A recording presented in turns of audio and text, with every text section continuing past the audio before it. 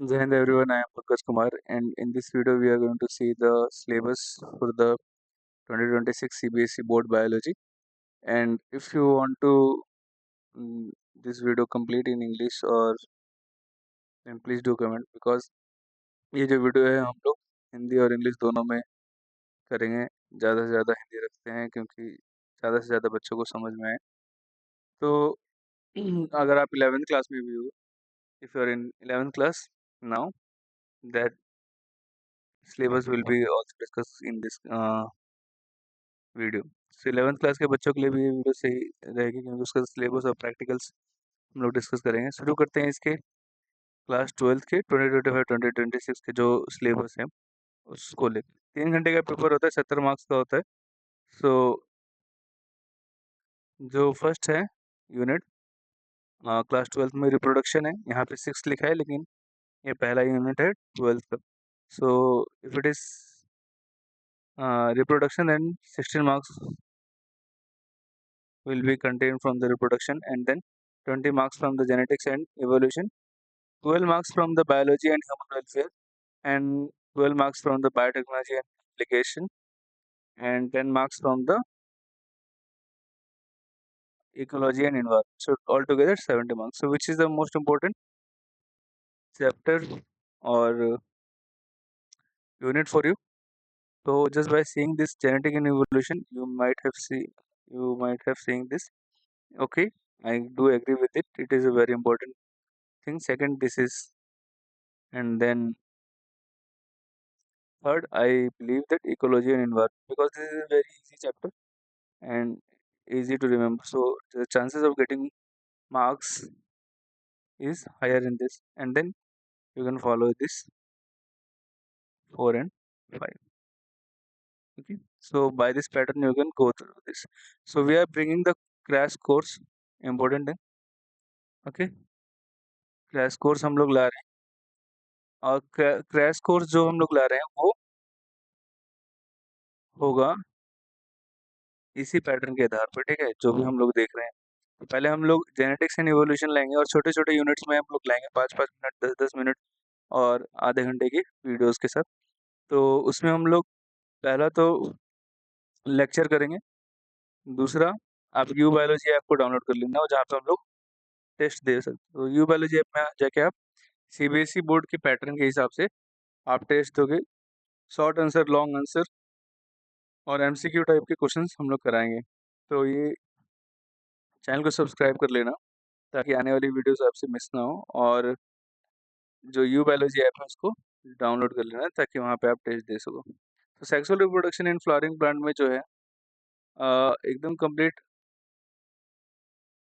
Complete जो NCERT की चीज़ें दी गई है वही सारी चीज़ें आपको पढ़नी है। यहाँ पे फ्लावर का स्ट्रक्चर पढ़ना है, फिर आपको पॉलिनेशन पढ़ना है, टाइप ऑफ पॉलिनेशन पढ़ना है ना, फिर आपको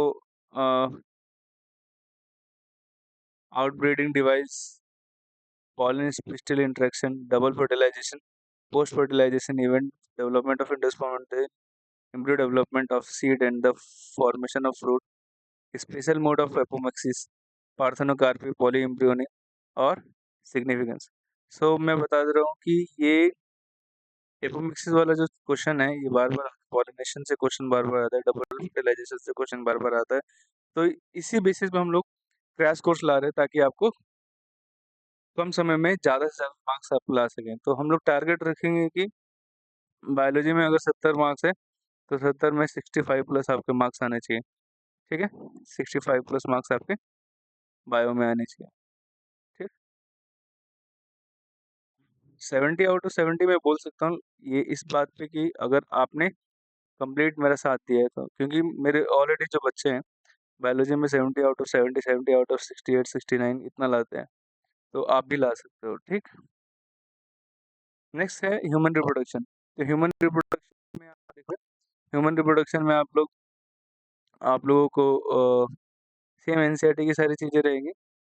माइक्रोस्कोपिक एनाटॉमी, टेस्टिस, ओवरी पढ़ना होगा, स्पर्मेटोजेनेसिस पढ़ना है, oogenesis पढ़ना है, मेंस्ट्रुअल साइकिल इंपॉर्टेंट टॉपिक है, फर्टिलाइजेशन इंपॉर्टेंट है, embryo development and blastocyst implantation, pregnancy and placental formation and then parturition. तो इसमें जो ये सारी चीज़ें हैं जो मैं अंडरलाइन कर रहा हूँ वो इम्पोर्टेंट टॉपिक्स है, और इसमें हार्मोन्स जो रिलेटेड है, प्रेगनेंसी से रिलेटेड जो हार्मोन्स है, वो सारी चीज़ें भी आपको देखना है। रिप्रोडक्टिव हेल्थ में जो एसटीडीज़ है, सेक्सुअली ट्रांसमिटेड डिजीज़, ये तो आता ही है, और जो अ, एमिनोसिंथेसिस है, ये क्वेश्चन आपको बार-बार मिल जाएगा, और ये तरीके आईवीएफ, जीआईएफटी, जेआईएफटी, और जो बैरियर्स हैं, that is that are very important for you, okay, in from this chapter. So genetic and evolution. Already some videos are already uploaded in the channel. आप जाके उसको देखो, and then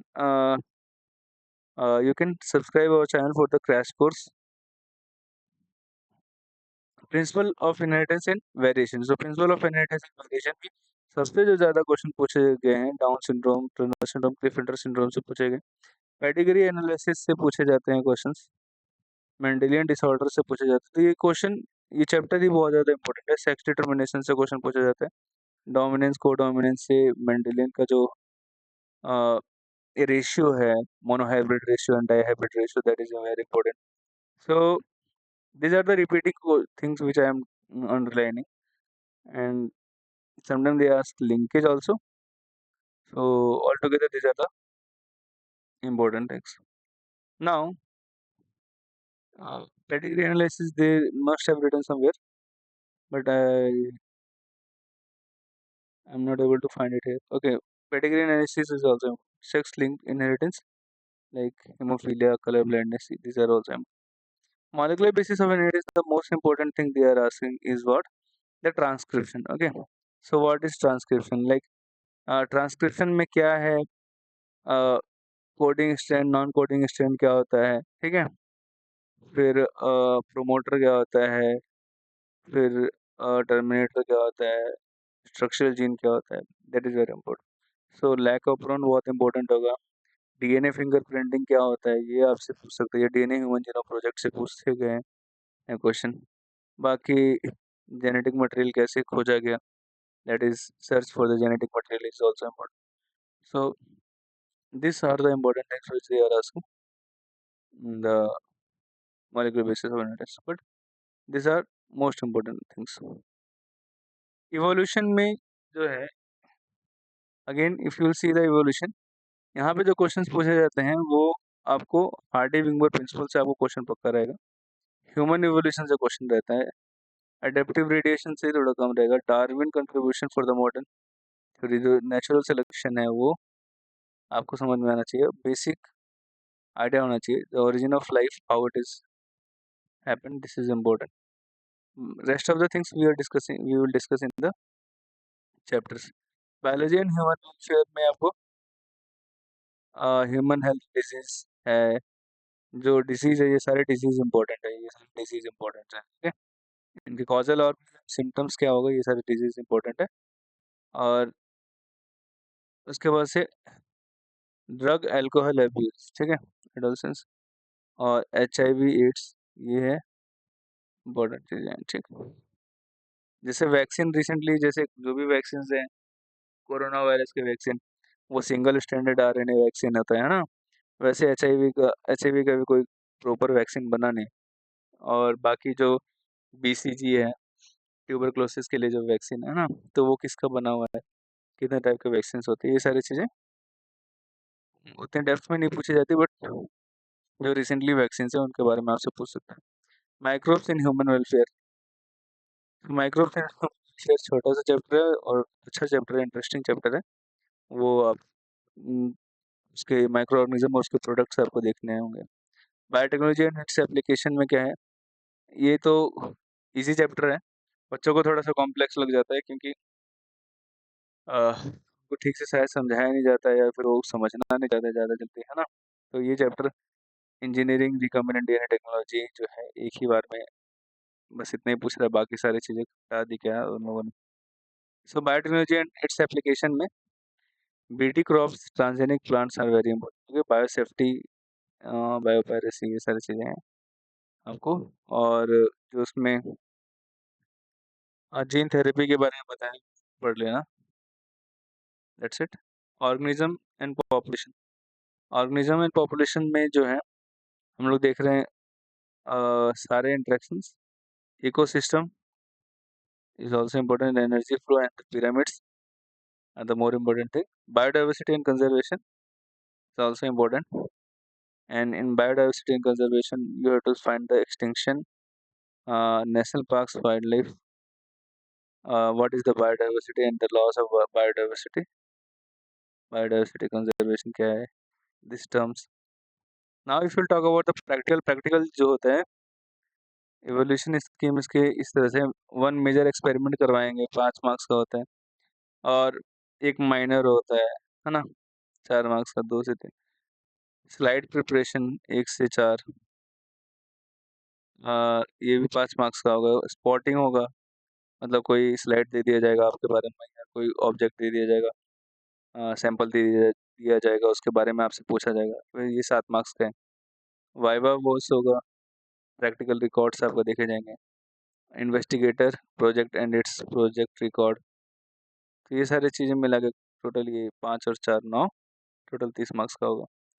तो practical में आपसे मुझे जानना है कि अगर आपको कंप्लीट वीडियोस चाहिए तो मैं उस पर बना दूंगा, वीडियोस कैसे करते हैं, लिस्ट ऑफ एक्सपेरिमेंट, बट ये this is the thing which have to be done in the school.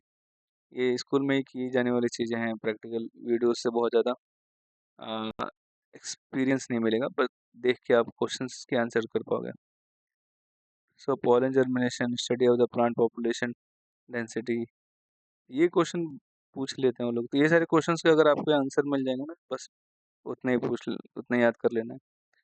Prepare for the temporary amount of on and root, study mitosis, so isolate DNA from the available plant material such as the spinach and the pea seed and papaya. So the experiment के protocols याद करने हैं। Spotting में ये सब आपको मिल सकता है, जो ऑलरेडी आपने चैप्टर्स में पढ़े हैं, ठीक है। तो विजुअली इम्पेयर्ड, जो विजुअली इम्पेयर्ड स्टूडेंट है उनके लिए अलग है, identification familiarity with the apparatus। Written test होगा 10 मार्क्स का, प्रैक्टिकल रिकॉर्ड 5 मार्क्स का, और वाइवा 10 मार्क्स का है। चलो, तो ये सारी चीज़ें एक बार आप खुद से आप पूरा पढ़ सकते हो। ये जो डिटेल्स हैं cbseacademic.nic.in पे भी है, ये हमारी यूथ बायोलॉजी ऐप पे भी होगा, और डिस्क्रिप्शन में भी है, इसका लिंक दिया गया है। सो ये सारी चीज़ें प्रैक्टिकल में पूछी जाएंगी, जैसे लिस्ट ऑफ द प्रैक्टिकल्स है, टीसी ट्रांसवर्स सेक्शन है, मोरुला प्लास्टुला का, और फ्रॉग, और प्रिपरेशन ऑफ पेडिग्री चार्ट है, रोलिंग टंग डिसीज या कलर ब्लाइंडनेस के लिए, है ना, इमेस्कुलेशन है, टैगिंग, बैगिंग, ये सारी चीज़ें आप खुद से भी घर पे भी कर सकते हो, जो इमेस्कुलेशन वाला प्रॉपर एक्सपेरिमेंट। तो ये सारी चीज़ें आप लोगों को उम्मीद करता हूँ कि समझ में आ गई होंगी। अगर कोई और डाउट होगा, कुछ पूछना होगा, तो आप कमेंट के थ्रू आप पूछ सकते हो। और रही बात 11th के लिए, 11th का जो एनसीईआरटी जो चैप्टर का बुक है, वो सारी चीज़ें आपको पढ़ लेनी है, और जो 11th वो मैं यहाँ पे डिस्कस कर देता हूँ थोड़ा सा। तो 11th का जो प्रैक्टिकल होगा सेम 30 मार्क्स का होगा, और उसमें लिस्ट ऑफ एक्सपेरिमेंट आप देख सकते हो, जैसे कि जो मॉर्फोलॉजी एंड फ्लावरिंग प्लांट में जो फैमिलीज है, उसको सारा आपको देखना पड़ेगा, उसका एस्टिमेशन देखना पड़ेगा, फिर ओवरी का पोजीशन, बाकी ये सब the dicot and monocot root का देखना है, पोटैटो स्टेम का ऑस्मोसिस देखना है ना, एपिडर्मल पिल्स देखना है ना, study of the distribution stomata on the upper and lower surface of the leaves, comparative study of the rate of transpiration upper and the lower surface of the leaves. So these are all things you have to check. And most important thing is that the NEET will also ask from the question from the practical. NEET में जो question आते हैं, practical से भी question आते हैं, ठीक है। तो प्रैक्टिकल के बेसिस पे लेके वो, बाकी स्पॉटिंग आप ये देख लो, ये सारी चीज़ें आप लोगों के लिए हेल्पफुल होंगी, ताकि आप अपने टीचर से भी बोलो कि सर ये सारे टॉपिक्स दी गई हैं, आप हमें क्यों नहीं पढ़ाते, why are not teaching if this practicals are already written in the CBSE curriculum and we are paying you the fees. सो आप एप्लीकेशन लिखोगे प्रिंसिपल्स को और टीचर्स को बोलोगे, तो वो कराएंगे ये सारे एक्सपेरिमेंट, और these are very exciting experiments. Now, thanks for watching. We'll meet in another video. जय हिंद।